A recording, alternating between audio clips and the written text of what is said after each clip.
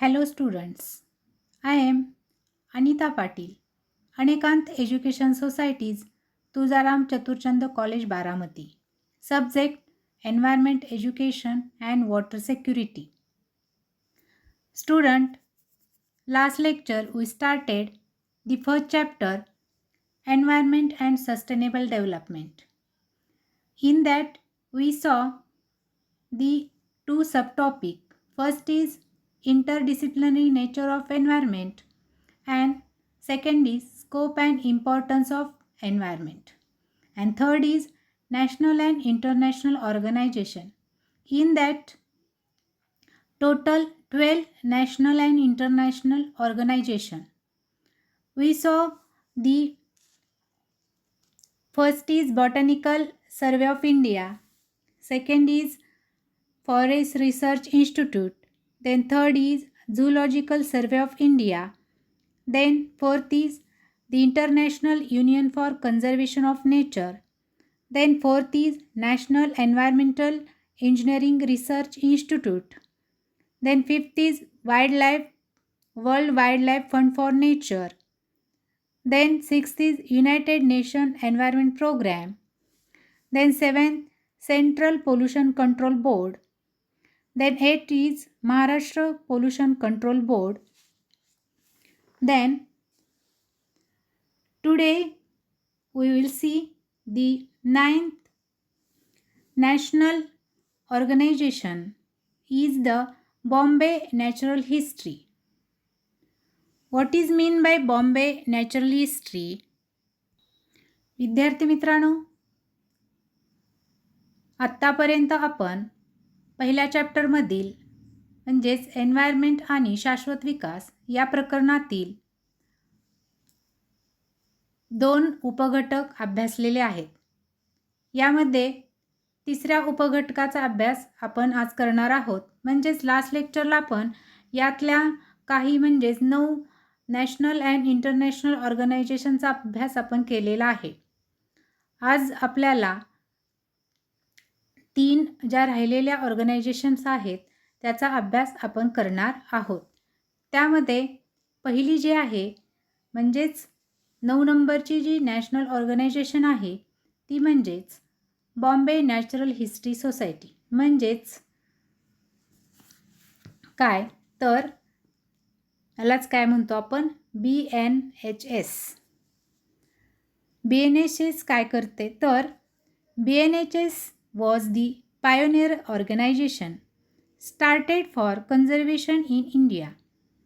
A pan-India wildlife research organization was initiated in 1883. It is the one of the largest non-governmental organization in India, engaged in conservation and biodiversity research. It supports many research efforts through grant and publishes the journals of the Bombay Natural History Society. Its mission is conservation of nature. म्हणजेच काय पहा तर Bombay natural history society ही राष्ट्रव्यापी वन्यजीव संशोधन संघटना असून तिची सुरुवात 1883ला करण्यात आली. संवर्धन व जैवविविधता संशोधनात काम करत असलेली भारतातील ही एक आघाडीची अशासकीय संघटना आहे. अनुदान जे मिळतं या संघटनेला त्याद्वारे ही संघटना काय करत असते तर अनेक संशोधन उपक्रमांना हातभार लावते. तसेच बॉम्बे नॅचरल हिस्ट्री सोसायटी शोधपत्रिका हे नियतकालिक प्रकाशित करते. Its mission is conservation of nature, primarily biological diversity through actions-based research, education and public awareness. म्हणजेच काय तर कृतीवर आधारित संशोधन, शिक्षण व सामाजिक जागरूकता याद्वारे निसर्गाचे व विशेषतः जैवविविधतेचे संवर्धन करणे हे संस्थेचे ध्येय आहे. Its vision is to excel in the conservation of threatened species and habitats. म्हणजेच काय या संस्थेचे विजन काय आहे तर धोक्यात आलेल्या प्रजाती व अधिवासांचे संवर्धन सर्वोत्तम करण्याचा संस्थेचा दृष्टिकोन आहे. Main activities of BNHS includes natural history collection, research on various species and habitat, conservation of landscapes and seascapes, environmental information system, outreach, conservation education centers, communication and advocacy, university studies, library, wildlife publications and souvenirs. म्हणजेच काय तर नैसर्गिक इतिहासाचे नमुने गोळा करणे, तसेच विविध प्रजाती व अधिवासांवर संशोधन करणे, भूप्रदेश व समुद्रकिनाऱ्यांचे संवर्धन करणे, पर्यावरण माहिती प्रणाली, जनमानसात संवाद व पुरस्कार, विद्यापीठीय अभ्यास, ग्रंथालय, वन्यजीव संवर्धन, प्रकाशने व स्मरणिका, शिक्षण केंद्र अशा बाबींचा संस्थेच्या मुख्य उपक्रमामध्ये समावेश होतो. म्हणजेच काय पहा तर वेगवेगळ्या पर्यावरण माहिती प्रणाली जनमानसात म्हणजे कशाच्या माध्यमातून शिबिरे, प्रदर्शने, व्याख्याने व अन्य कार्यक्रम हे पर्यावरण माहिती प्रणालीचा सर्व लोकांना माहिती होण्यासाठी या माध्यमातून वेगवेगळे कार्यक्रम ही संघटना आहे ती आयोजित करत असते. यानंतर पुढची जी संघटना आहे ती म्हणजे भारतीय वन्यजीव संस्था म्हणजेच wildlife institute of India. Established in 1982, Wildlife Institute of India is an internationally acclaimed institution which offers training programs, academic courses, and advisory in wildlife research and management. The institute is actively engaged in research across the breadth of country on biodiversity related issues. Its headquarters is located at Dehradun. म्हणजेच काय तर भारतीय वन्यजीव संस्थेची स्थापना ही 1982 स्थापित वन्यजीव संस्था म्हणजेच WII आंतरराष्ट्रीय स्तरावर मान्यताप्राप्त संस्था आहे. ही संस्था प्रशिक्षण कार्यक्रम तसेच शैक्षणिक अभ्यासक्रम, वन्यजीवन संशोधन व व्यवस्थापनातील सल्ला देते. जैवविविधतेशी संबंधित विषयावर या संस्थेत भारतभर संशोधन सुरू असते. याचे मुख्यालय डेहराडून येथे आहे. मग या संस्थेची एम्स आणि ऑब्जेक्टिव्ह काय आहेत? The aims and objective of WII are to build up scientific knowledge on wildlife, to train personnel for conservation and management of wildlife and carry out research, to collaborate with international organizations and develop as a regional center of international importance. म्हणजेच काय तर भारतीय वन्यजीव संस्थेची उद्दिष्टे काय आहेत? तर वन्यजीव संसाधनांवर वैज्ञानिक ज्ञान तयार करणे, वन्यजीवांचे संरक्षण व व्यवस्थापन करण्यासाठी विविध स्तरांवर कर्मचारी प्रशिक्षित करणे व संशोधन करणे, वन्यजीव संशोधन, व्यवस्थापन आणि प्रशिक्षण या विषयांवर आंतरराष्ट्रीय संस्थांशी सहयोग करून आंतरराष्ट्रीय महत्त्वपूर्ण प्रादेशिक केंद्र म्हणून विकसित करणे. ही काय आहेत? भारतीय वन्यजीव संस्थेची उद्दिष्टे आहेत. यानंतर शेवटची जी संघटना आहे ती म्हणजेच environmental information system in India म्हणजेच इन्व्हिस, भारतीय पर्यावरण विषयक माहिती प्रणाली. In 1982, the Government of India established an environmental information system that provides environmental information to decision makers, policy planners, scientists, engineers, researchers, etc. across the country. म्हणजेच पहा भारतीय पर्यावरण विषयक माहिती प्रणाली ही जी संघटना आहे ती काय करते तर देशभरातील पर्यावरणविषयक निर्णय घेणारे, नियोजन करणारे वैज्ञानिक, अभियंते, संशोधक यांना पर्यावरणाबाबत माहिती देण्यासाठी सन 1982 भारत सरकारने पर्यावरण माहिती प्रणाली स्थापन केली. तर विद्यार्थी मित्रांनो, अशा एकूण आपण 12 नॅशनल अँड इंटरनॅशनल ऑर्गनायझेशन म्हणजेच काय तर पर्यावरण संवर्धनासाठी काम करणाऱ्या राष्ट्रीय आणि आंतरराष्ट्रीय ज्या संस्था आहेत याचा अभ्यास आपण केलेला आहे. एकूण अशा 12 संघटना ज्या आहेत त्या आपल्याला पाठ्यपुस्तकामध्ये अभ्यासासाठी दिलेल्या आहेत. यानंतर पुढचा जो सबटॉपिक आहे आपला तो म्हणजे next subtopic is contribution of people for environment protection. In that, Dr. Salim Ali, second is M.C. Mehta, then third is Sundarlal Bahuguna, and fourth is Dr. M.S. Swaminathan. These people are very important contribution in environment protection. Let us see. The first is Dr. Salim Ali. Dr. Salim Ali was an Indian anthropologist and naturalist, often referred to as the Birdman of India. He was the first person to introduce systematic anthropology when nobody was aware of distribution of birds in India. Keval Dev National Park, Bharatpur bird सँच्युरी. Keoladeo national park म्हणजेच Bharatpur bird सँच्युरी was established after doctor Salim Ali's continuous इंटरव्हेंटेशन.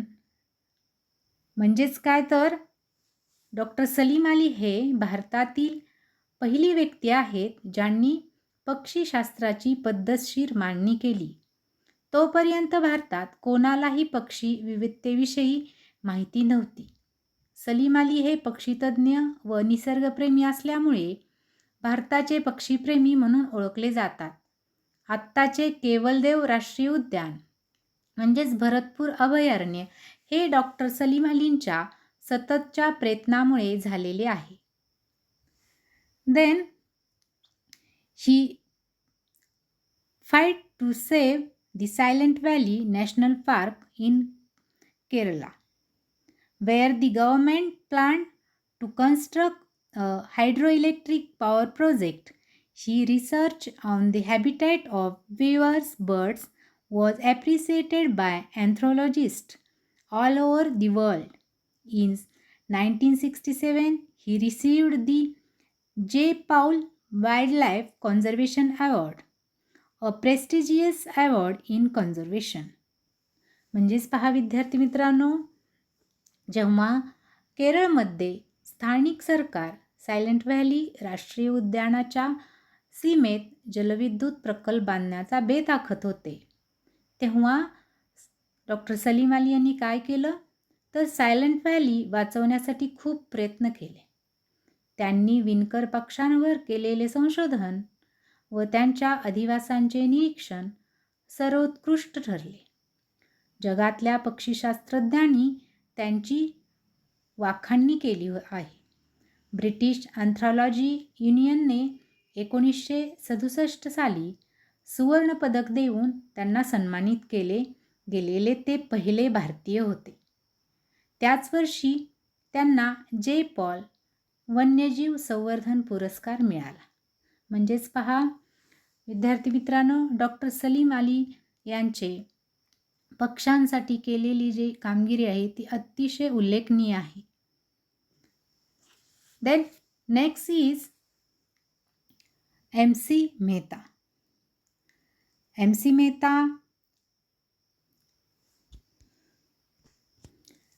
Mehta, undebatably India's most famous environmental lawyer since 1984, has filed several public interest litigations for supporting the cause of environmental conservation.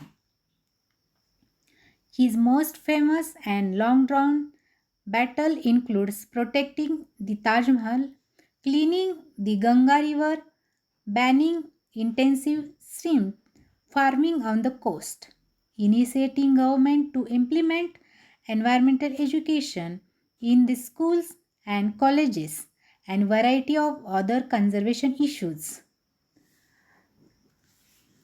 यानंतर पहा विद्यार्थी मित्रांनो, MC Mehta हे 1984 पासून भारतातील पर्यावरणावर काम करणारे पर्यावरण तज्ज्ञ व सुप्रसिद्ध कायदेतज्ञ आहेत.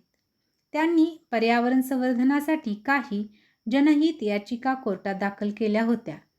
त्यांनी लढवलेल्या अनेक लवादांपैकी सुप्रीम कोर्टात जिंकलेल्या सुप्रसिद्ध लवादात ताजमहालचे संरक्षण, गंगा शुद्धीकरण, किनारी प्रदेशात कोळंबी मासेमारीवर बंदी आणि शालेय व महाविद्यालयीन स्तरावर पर्यावरण शिक्षण सक्तीचे करण्यासाठी यासारख्या अनेक पर्यावरण संरक्षण विषयक मुद्द्यांचा समावेश होतो.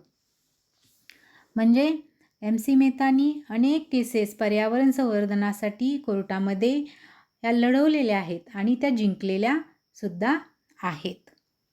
Then through his work Mehta has the national agenda in the field of water and air pollution,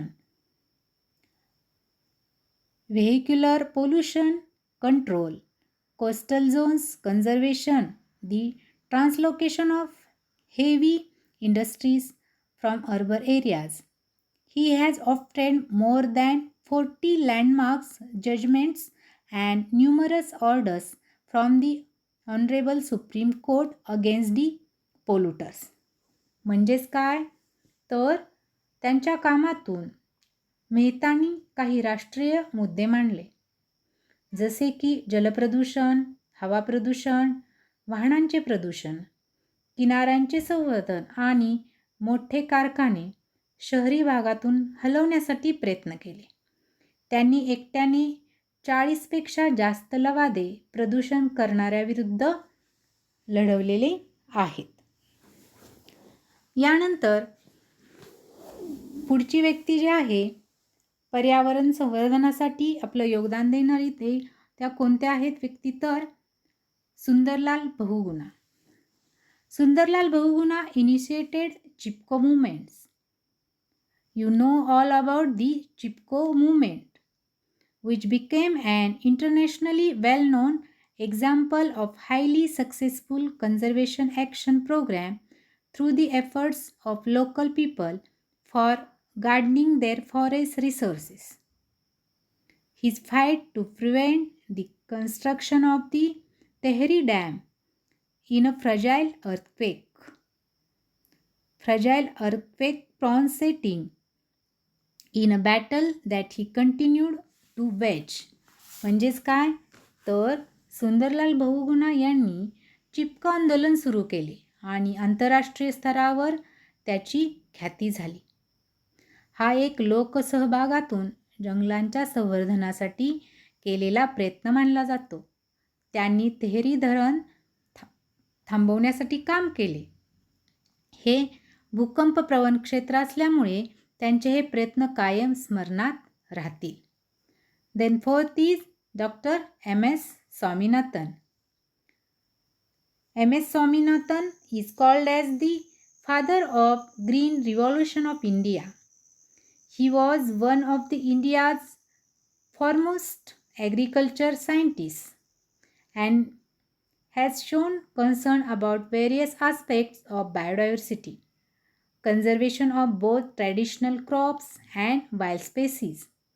He has founded the Dr. MS Swaminathan Research Foundation in Chennai, which works for the conservation of biological diversity. म्हणजेच पहा doctor MS Swaminathan हे हरित क्रांतीचे जनक म्हणून ओळखले जातात. ते भारताचे आघाडीचे शेतीतज्ञ आहेत. त्यांनी शेतकी तसंच नैसर्गिक जैविधतेची जपणूक करण्यासाठी मौलिक योगदान दिले आहे. डॉक्टर स्वामीनाथन यांनी चेन्नई येथे डॉक्टर MS स्वामीनाथन संशोधन केंद्राची स्थापना केली असून या केंद्राद्वारे प्रामुख्याने जैवविविधतेचे रक्षण करण्यासंबंधी संशोधन करण्यात येते. अशा प्रकारे विद्यार्थी मित्रांनो, पर्यावरण संरक्षणात व्यक्तींचे योगदान या उपघटकात आपण चार व्यक्तींच्या कार्याची आपण माहिती घेतलेली आहे. त्यामध्ये डॉक्टर सलीम अली हे पक्षीतज्ञ आहेत. MC मेहता यांनी वेगवेगळ्या पर्यावरण संवर्धनाच्या याचिका ह्या कोर्टात दाखल केल्या आणि त्या लढवलेल्या आहेत आणि त्या जिंकलेल्या सुद्धा आहेत. यानंतर सुंदरलाल बहुगुणा यांचं चुप्पा ऑन द लेन सर्वांनाच माहिती आहे, त्याची ख्याती आंतरराष्ट्रीय स्तरावरती आहे. नंतर डॉक्टर MS स्वामीनाथन यांना हरित क्रांतीचे जनक म्हणून ओळखले जातात. विद्यार्थी मित्रांनो, या व्यक्तींचं योगदान पर्यावरण संवर्धनासाठी खूप मोठं आहे. आपण सुद्धा आपल्या दृष्टीने पर्यावरण संवर्धनासाठी योगदान देणे ही काळाची गरज आहे. Then student, today we stop here and next lecture we started the new subtopic sustainable development. Thank you very much. Stay home, stay safe.